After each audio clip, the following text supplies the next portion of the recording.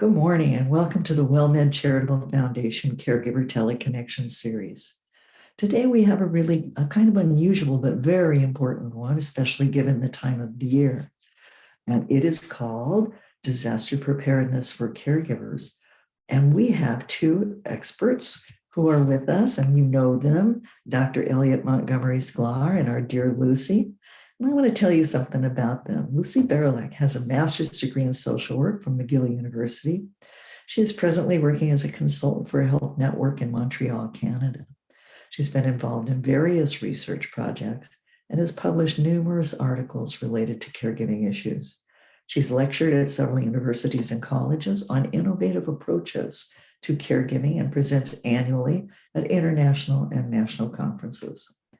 Lucy is also a consultant for private industry in the United States, including her work with the WellMed Charitable Foundation and their clinics in Texas. In addition, Lucy would like you to know that she was a caregiver for her mom for about 10 years.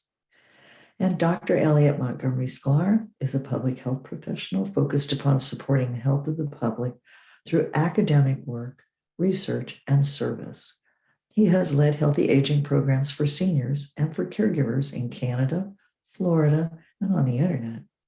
Dr. Sklar is an associate professor of healthcare sciences at Nova Southeastern University in Florida. He publishes and presents his work internationally, and his work is focused on the complexity of issues related to aging and caregiving. So as you can see, we're lucky to have these two experts. Good morning, Lucy and Elliot. Please go ahead. Thank you so much. Welcome, everyone. Thank you so much for joining us. Yes, so for those of us in the South, hurricane season is soon upon us. The official start of the season is on June 1st, and the season runs until November 30th. So we have certainly had storms before and after those dates. And a little earlier, we were talking about how crazy the weather has been in so many parts of the country. I think that this is increasing from a lot of people's own experiences. Now, NOAA is set to announce their hurricane forecast for the season at the same time as our program this morning. Does anyone know what NOAA stands for? National Oceanographic, no. You're almost there. It's a little Jeopardy. It's the National Oceanographic Atmospheric Administration. And so they release a hurricane forecast for the season each year, just ahead of the season. And I'm anxious after our program today ends to see what that forecast is. But today, we're not really just going to be talking about hurricanes. Many of the hurricane preparedness tips that are out there apply to a number of disasters, including tornadoes, snowstorms, ice storms. Not sure about volcanoes, Minerva. But planning and preparing, we know, is so critical for any disaster. And if you watch the news, you may recall seeing some news last month about a historic rainfall in South Florida that led to immense flooding here in Fort Lauderdale, where I live. The area where I live received 25.6 inches of rain within about 12 hours. An amount of rain that we're told happens in a once in 1,000-year event. We were not at all prepared. We were not even in rainy season. Last month in Montreal, where Lucy lives, most of the city was without power for several days after storms in the area. And that's springtime.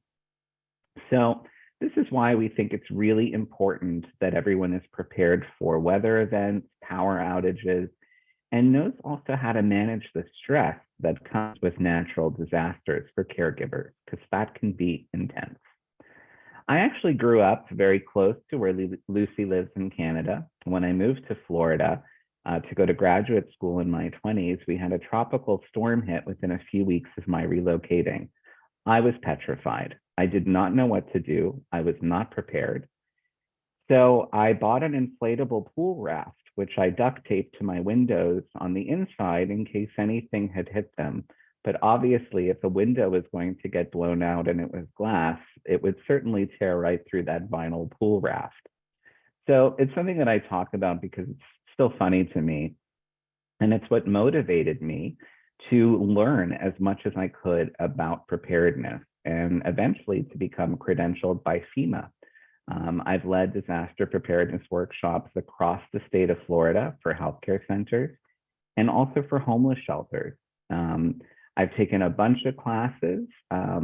I work with seniors, and as I mentioned, what always struck me about individuals experiencing homelessness was that they were never worried about a hurricane because they didn't have a house to worry about. They had all their belongings with them at all times.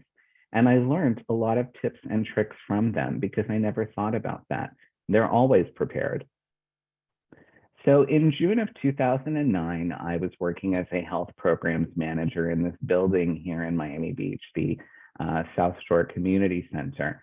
It's a few blocks from the beach, and I was actually running a falls prevention program in the community center on the ground floor of that particular afternoon. And I was attending a meeting on the second floor of the building. I'll never forget it. It was a Friday, and our conference room was built of cinder blocks. It was completely soundproof. The building was made of poured concrete in the 50s. It's a historic landmark building. And out of nowhere, we had a rainstorm very much akin to what I was just describing in Fort Lauderdale.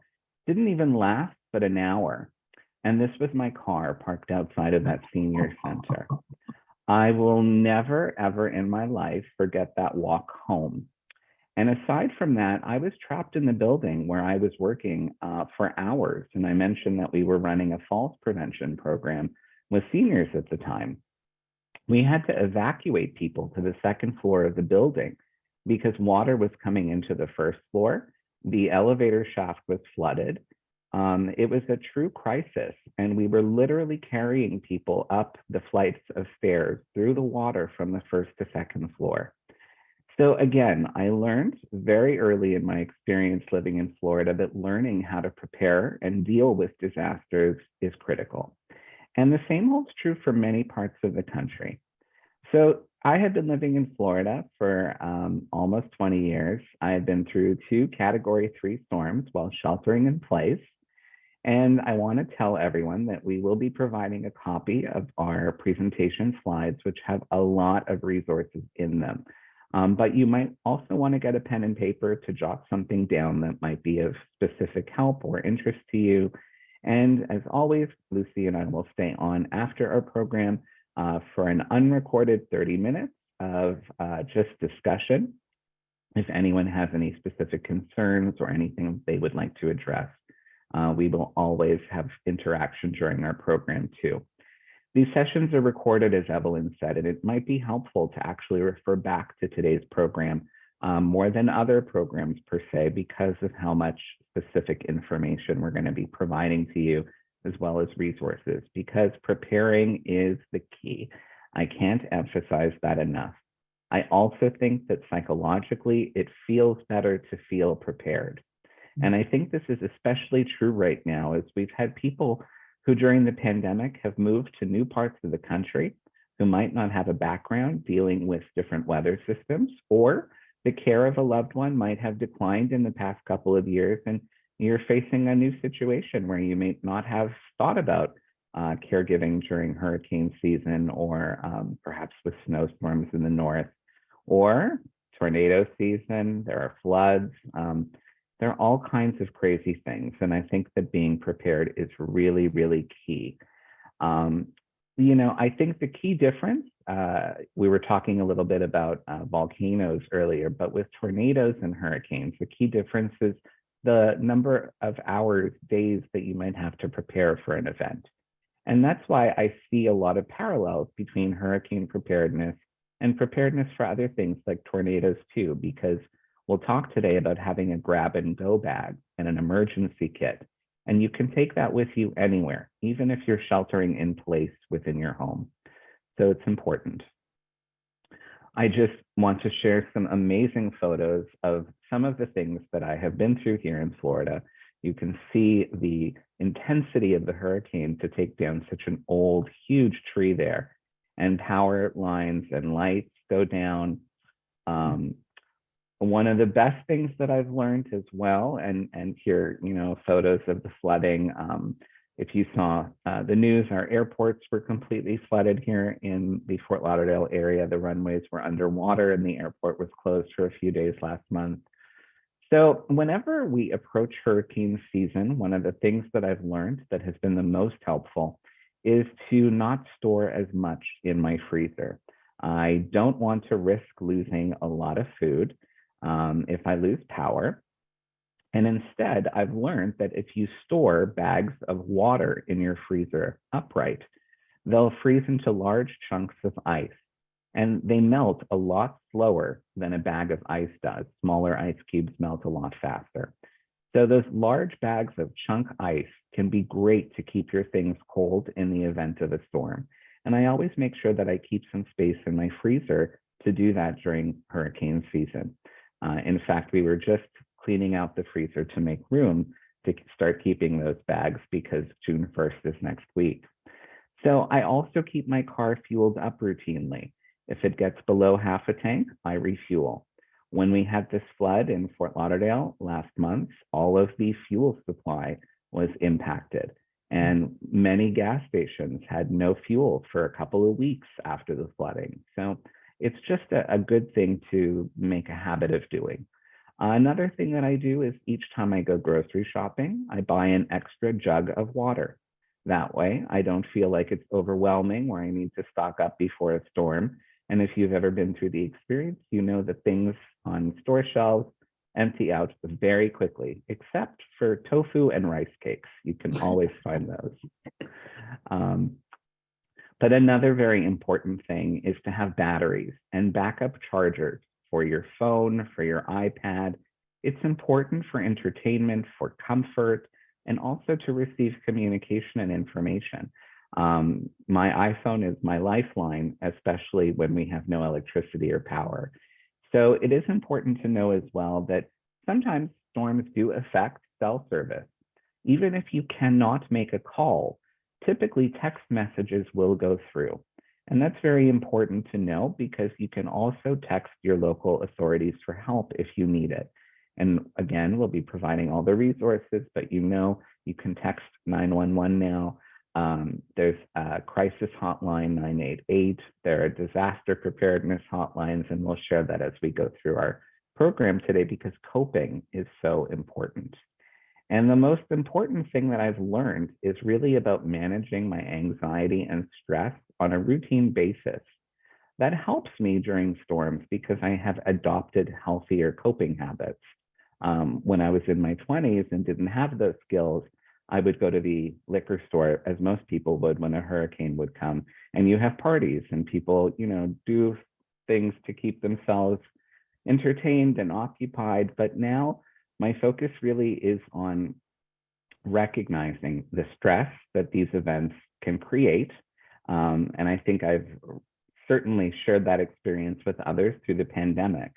You know, when we live in a stressful environment, self-care is really the most important thing, even in the thick of a crisis. Well, thank you for that, Elliot. Welcome, everybody. You know, you're right. One of the things that storms always bring about is a sense of anxiety and stress, which is normal. You know, some strong emotions like fear, sadness, or other symptoms of depression are normal as long as they are temporary and don't interfere with daily activities. So keep that in mind. If these emotions last too long or cause other problems, it's a different story. Sometimes stress can be good. It can help you develop skills needed to manage potential threatening situations. Stress can be harmful, however, when it is prolonged or severe enough to make you feel overwhelmed and out of control. And that would challenge your ability to plan and prepare as you might need to ahead of a storm. So it's important to recognize if you are having a lot of anxiety or stress. Now, the best ways to manage stress in hard times are through, as Elliot said, self-care, and self-care is part of being prepared. We adapt habits that are healthy, that sets us up to cope better with stressful times. Coping techniques like taking breaks, eating healthy foods, and exercise can help prevent and reduce burnout and secondary traumatic stress. Recognize the signs of burnout and stress, and be sure those who need a break or need help can address these needs. As part of our preparing and planning, think about what you would do to manage stress in a crisis situation. So be very, be very honest with yourself. Tell yourself, if I'm really stressed, if I'm really burned out, will I be able to cope? So take care of yourself before things escalate. Those are great points. I think I used to practice that myself ahead of storms. I would always go out for walks until the weather would begin to turn. And as soon as it was safe to go back out, I was back out walking, which is why I took those photos of trees and down power lines. But, it's very important for me personally to manage my stress through exercise. And when there are hurricanes, gyms close. So I use what's around me. When we think of a disaster or disaster preparedness, I think very practically, but part of our preparing is really also taking care of our health and our well-being. Now, that means also taking care of the environment in which we live, our homes or our apartments. Things that you think that you have outside, for example, like, are there tree limbs that need to be trimmed? Is your garage cleared out of clutter, for example, so that you could move things in if you need to, or park your car? Many people here in South Florida use their garage for storage, not for parking a car. And I like to always make a practice of making sure that we can fit our car into our garage at this time of the year.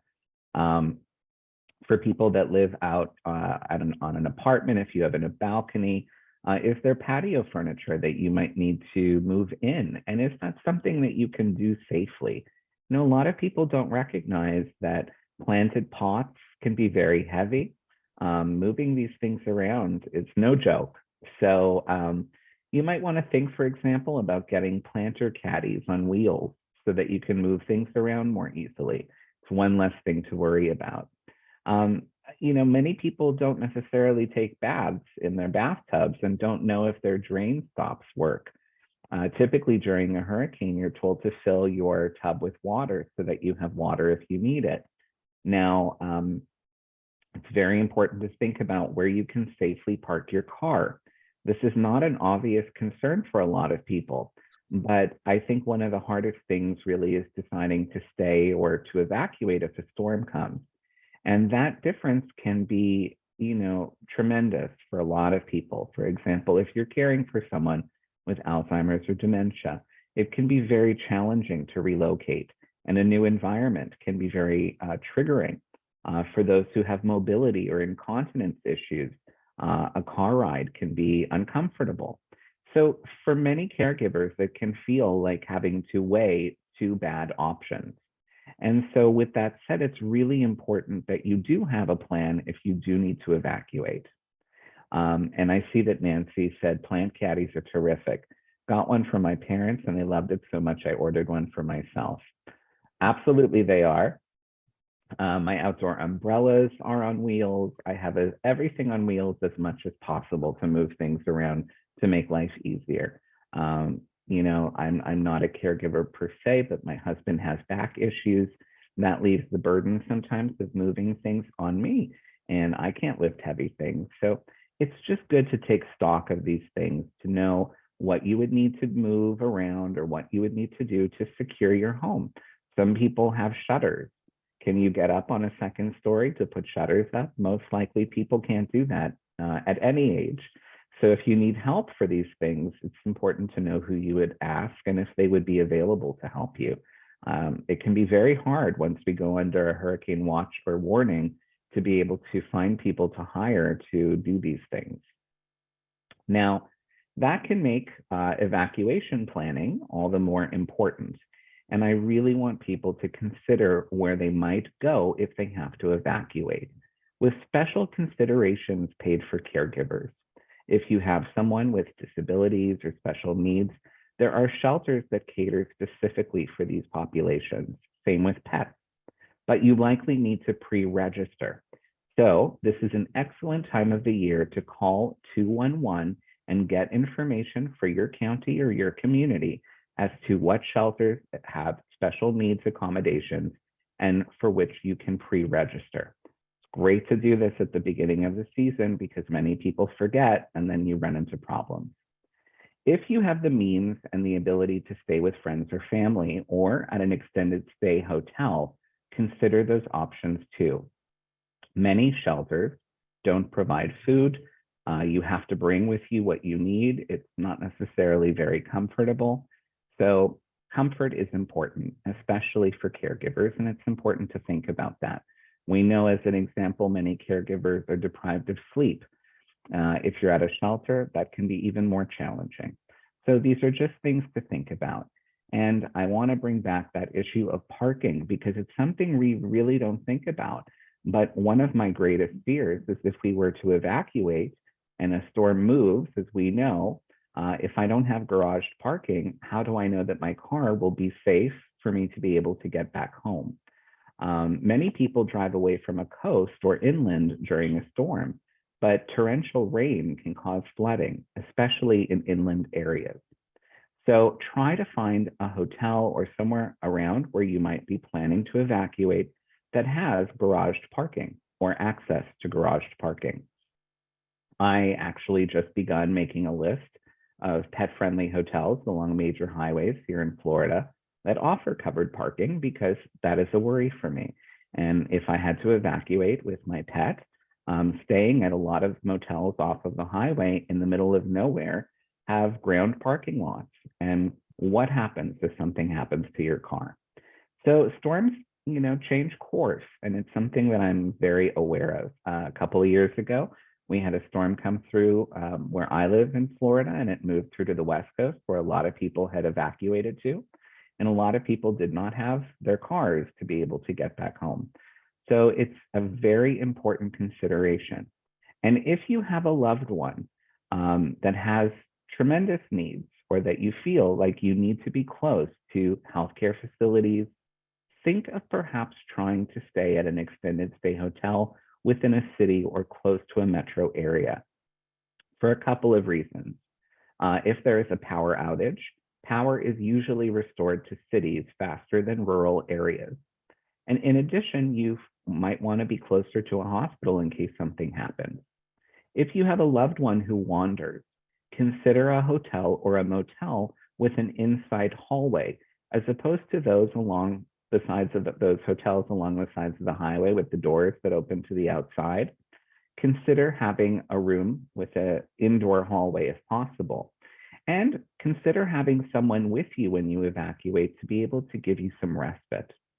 Now, you might want to also consider your possible hotel options if they have handicap accessible rooms if necessary. These are all just good things to think about. Google can actually really help you plan. They have maps, photos, reviews. You can consider different routes, different options, east, west, north, south, also things that you'd want to be close to, like grocery stores or pharmacies or healthcare centers. A lot of places right off of the highway in rural areas don't necessarily have all those things close by. And planning allows us the luxury of thinking ahead about those things. So I wanted to ask if anyone had any tips that for them have been helpful in the past or any questions that they wanted to share. So if you're on the phone, please press *6, or you can just unmute yourself on Zoom or go to the chat room or put your hand up. We would love to hear from you. I'm sure many of you have been through some kind of disaster. I know I've been through a terrible fire. Juanita. Hi. Sorry. Yeah, it's Janita. Yes, ma'am. I live in Texas, so we don't have very many hurricanes, but we have a ton of tornadoes. And we go through tornado season. And I'm actually a caregiver for my mother. She's 74. She'll be 75 in November. And I just wonder, if she has just a little bit of dementia, what would you guys recommend as far as trying to keep her? I know sometimes sudden changes are uncomfortable for her. And so, what would you guys recommend as far as trying to keep her like feeling comfortable and safe during disaster, Sure. That's during a great, natural great. disaster?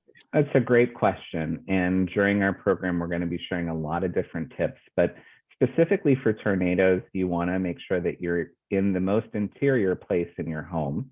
And I would recommend having a grab and go bag, just like you would for a hurricane, so that you can bring it into that room if you have to shelter in there together.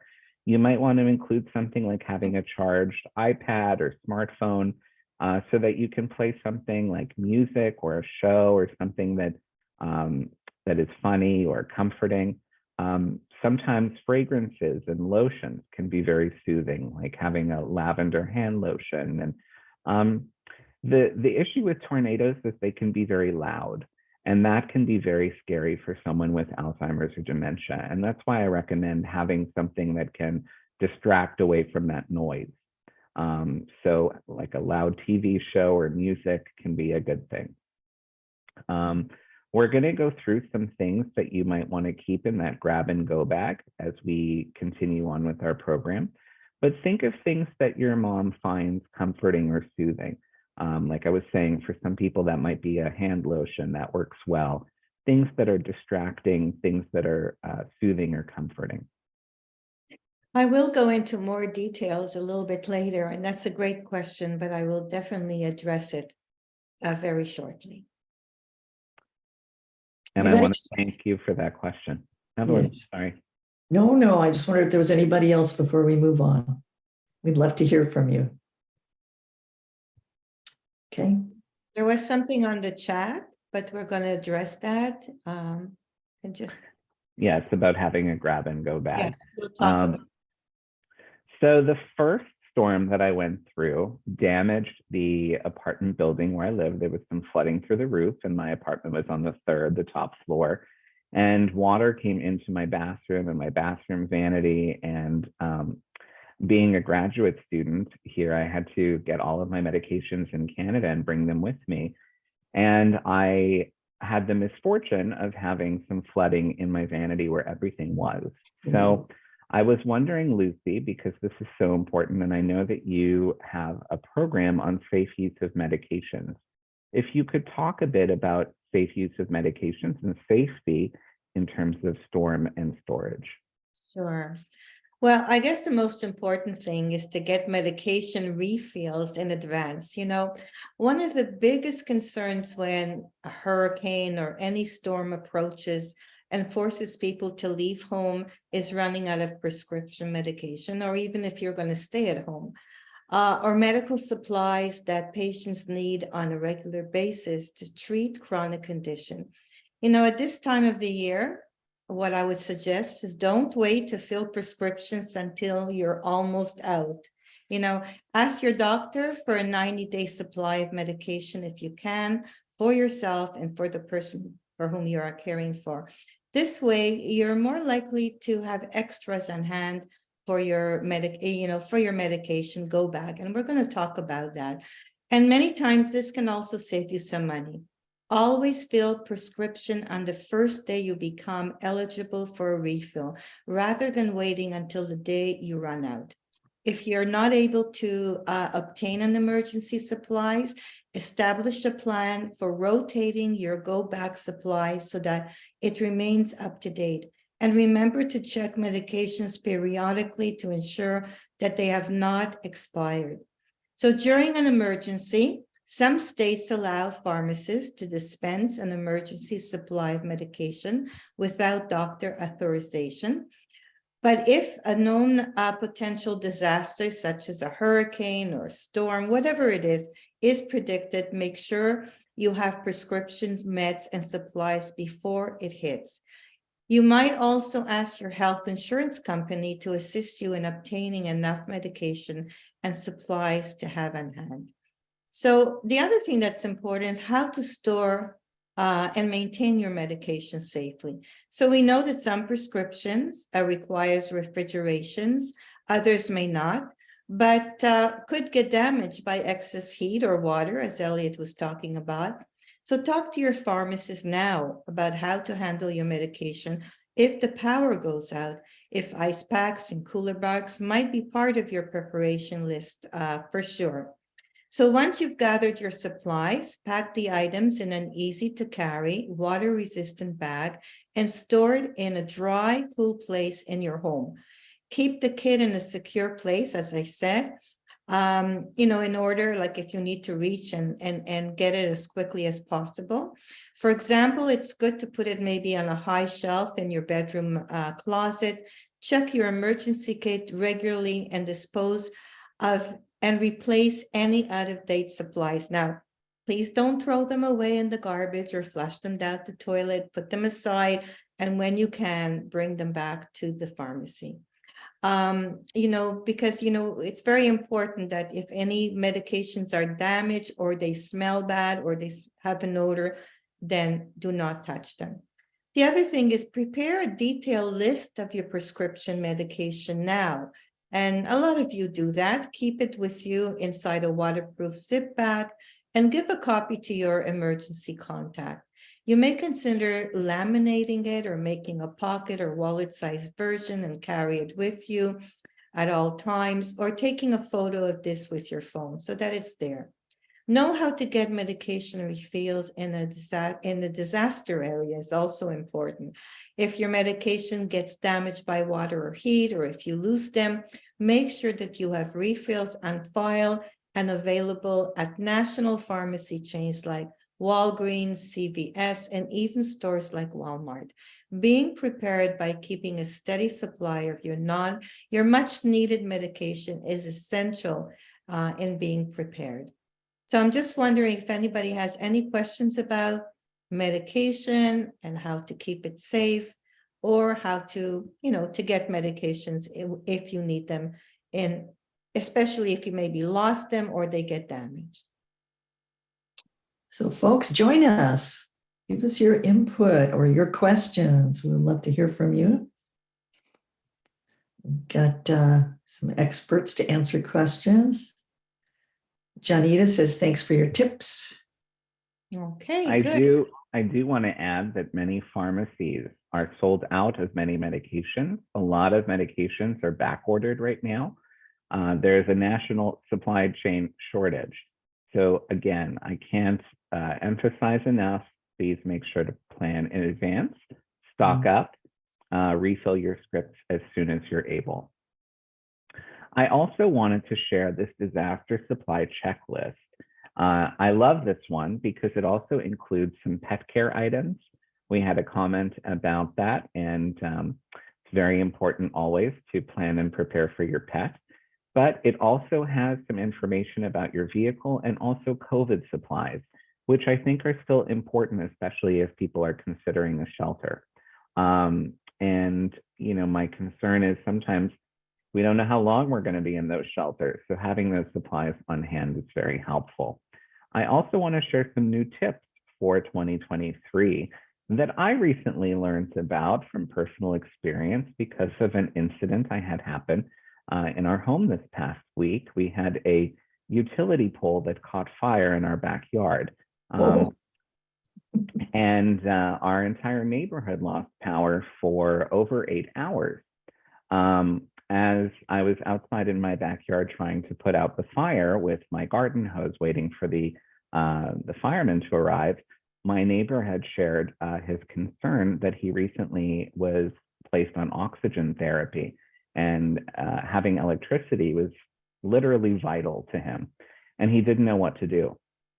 And so if you are a care recipient, or you have a care recipient rather that is on oxygen or a CPAP or any other device that needs electricity, please remember 2 things.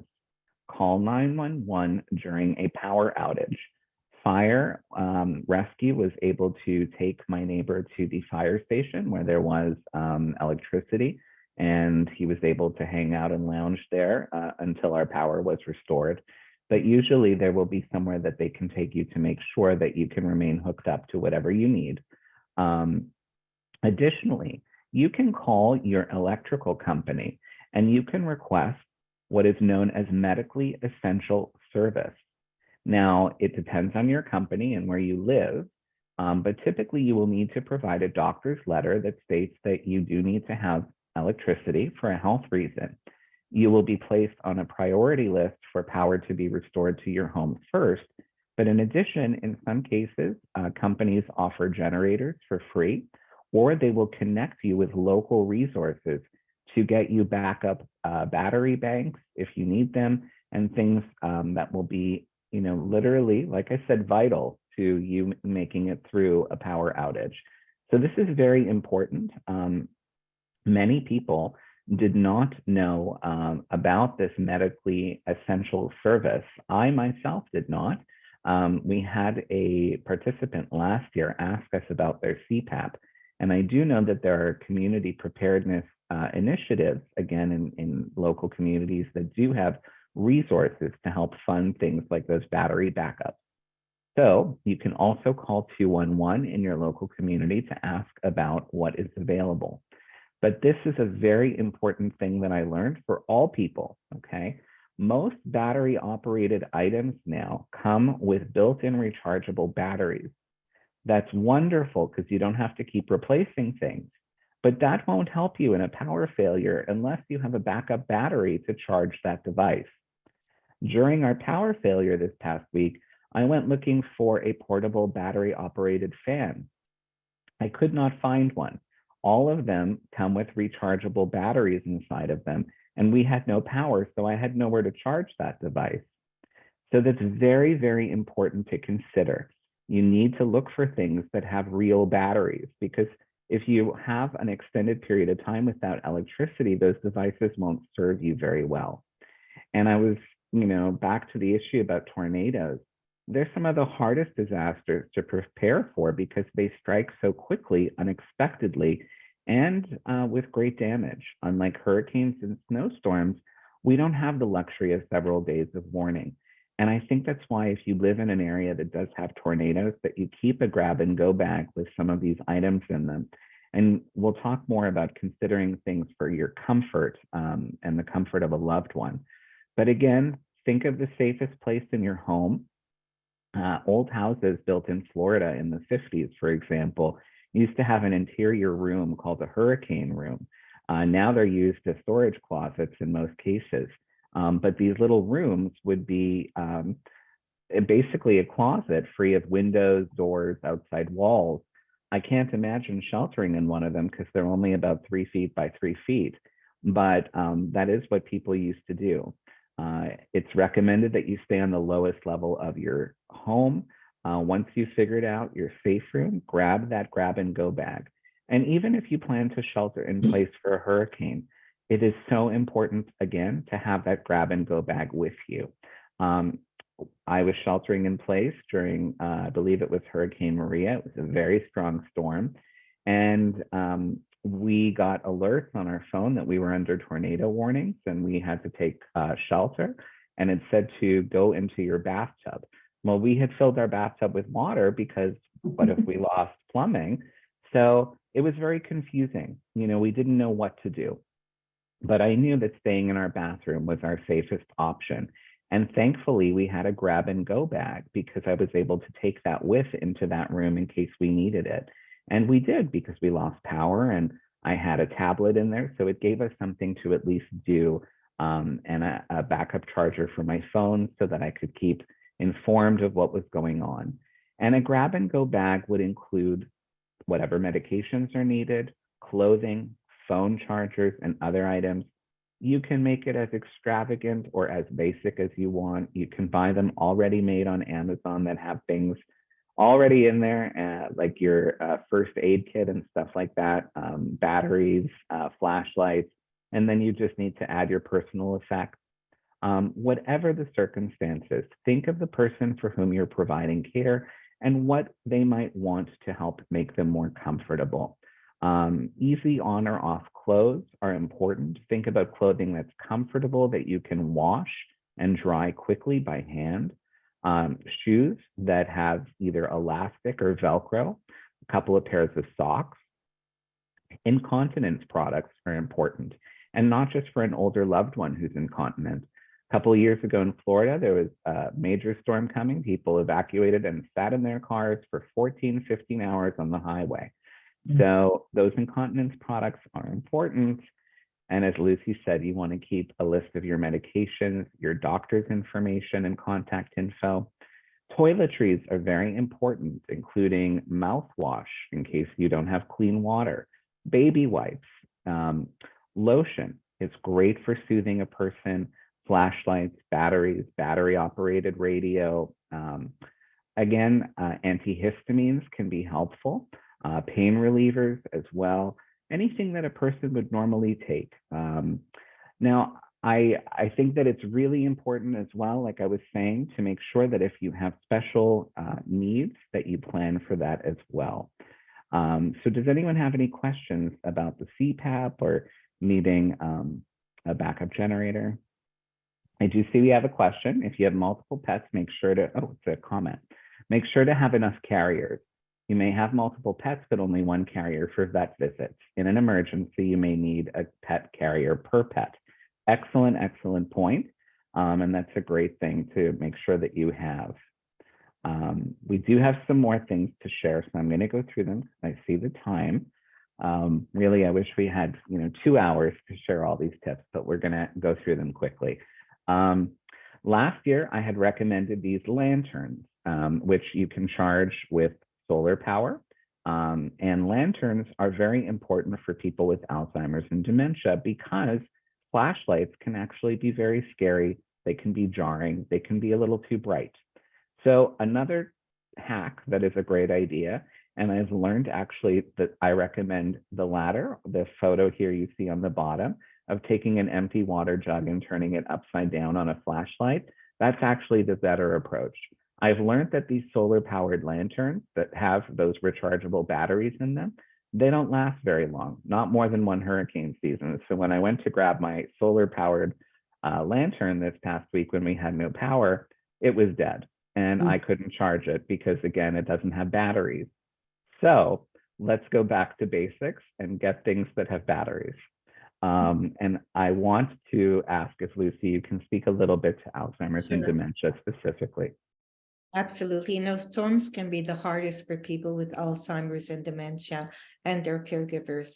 So if the person with dementia or Alzheimer's lives in a residential building, not with you, or attending an adult day center, it's important to learn about its disaster and evacuation plans. So find out who's responsible for evacuating everyone in the event of an emergency so that you know exactly what's happening with the person that you're caring for. If you're evacuating with someone who suffers from one of these conditions, there are additional things you want to pack in your grab bag, including ID bracelet, a recent picture of the person in case the person is wandering.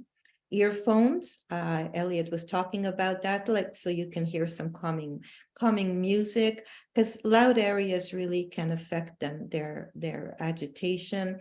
And you should always take some simple activities with you, a small photo album, a scrapbook, some coloring books, anything that you can kind of use to distract them, any favorite item that the person has.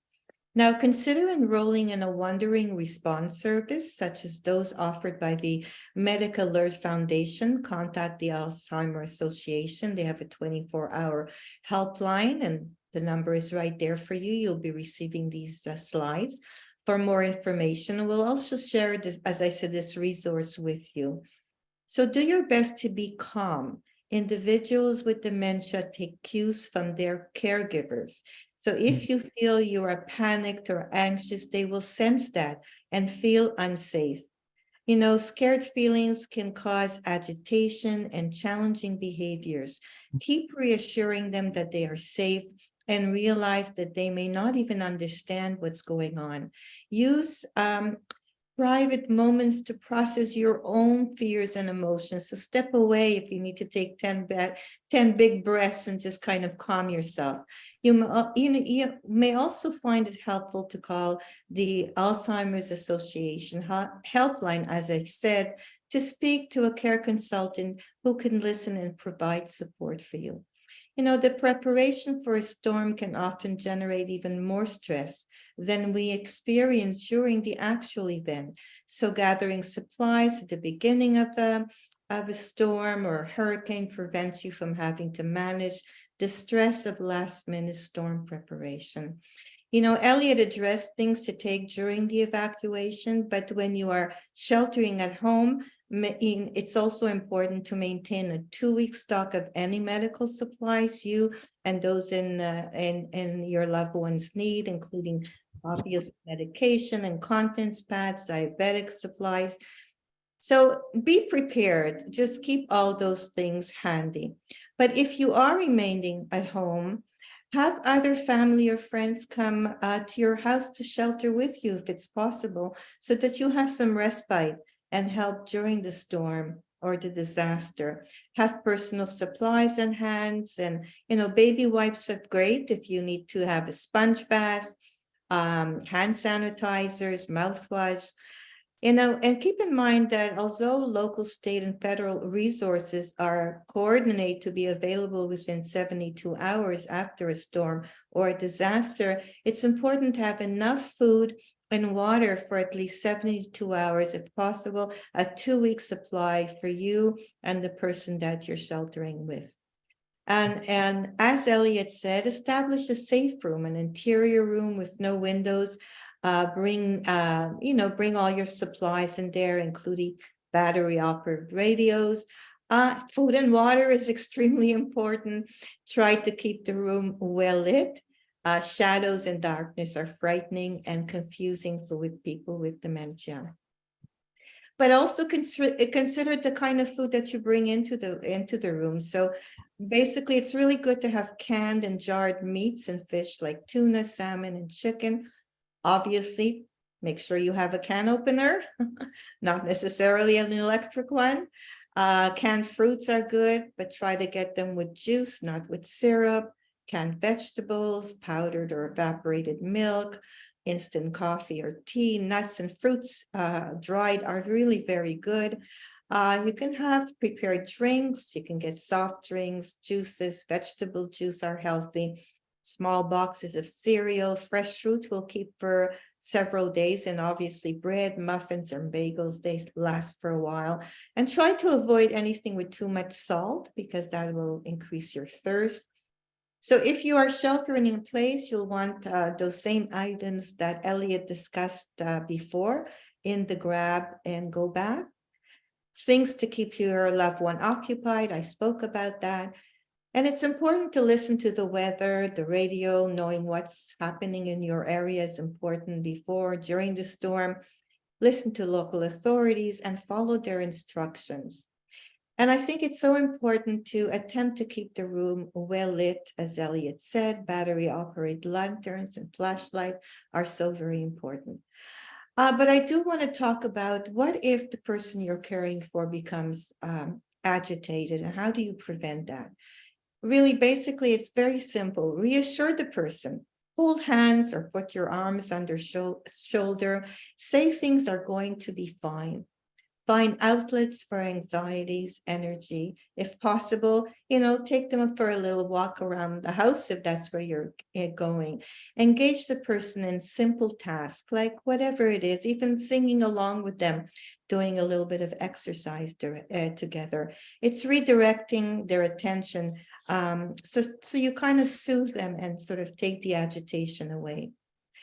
Make sure that the person takes their medication. Try to stay in a routine as much as possible, eating meals at the regular time, even trying to go to sleep at regular time. Avoid detailed explanations, because they might not even understand.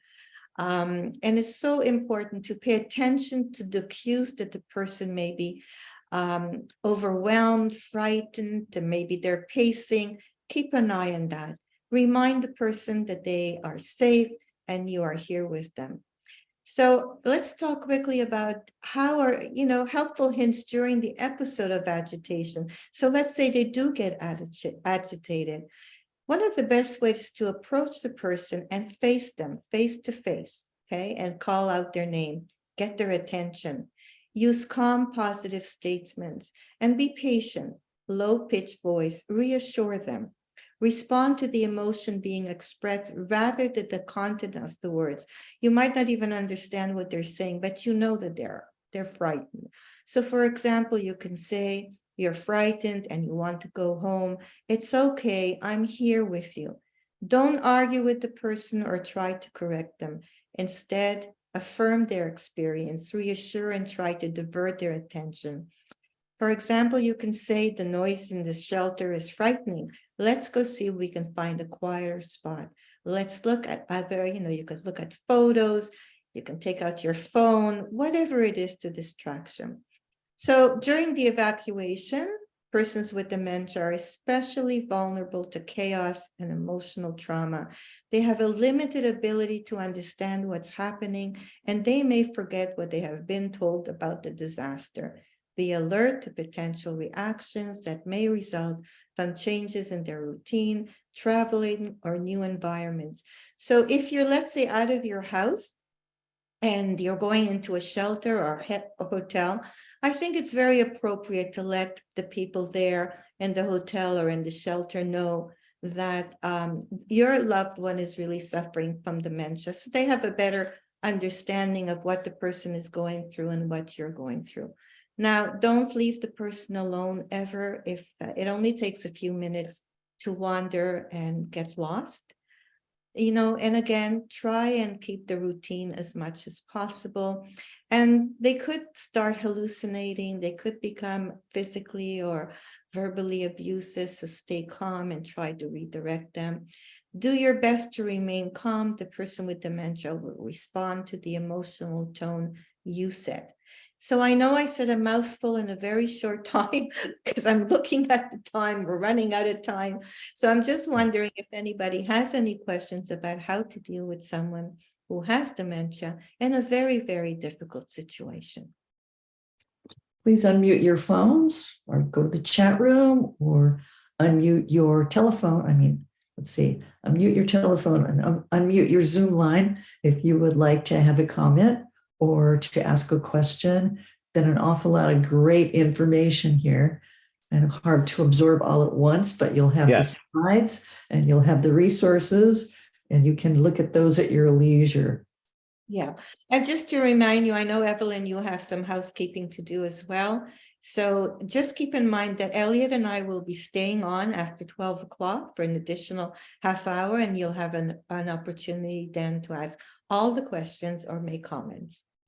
I'm going to wrap up in 60 seconds or less with some key takeaways, because yes, there is a lot of information, but really a hurricane season is a time for self-care for caregivers. It's one of the things that you need to be doing as part of your preparation, because that way you have the resilience and the resources that you need internally to help you get through. Make sure that you plan and you prepare. I also really recommend thinking about respite and having someone with you, whether you evacuate or whether you shelter in place.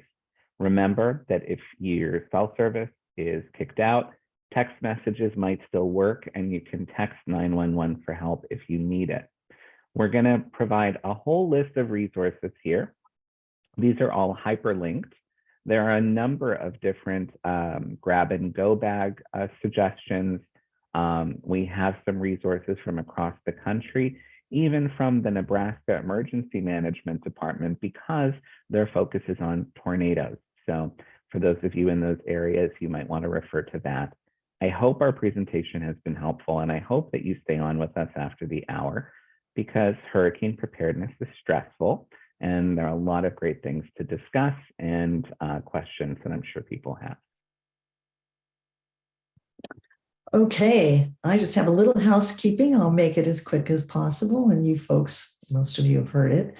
We're going to send out a questionnaire, post-session questionnaire. We'd really like you to take a little time to fill it out, unless there's a tornado or some disaster, and then you can do it fast.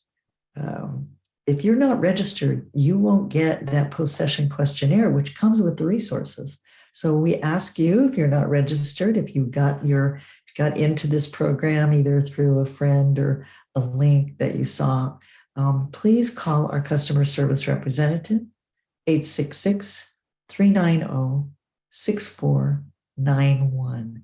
That's 866-390-6491. And a great additional thing that you're going to get, besides getting the resources from today, the fabulous resources from today, is a monthly calendar. And our monthly calendar, whoa, you should see what we have planned for June.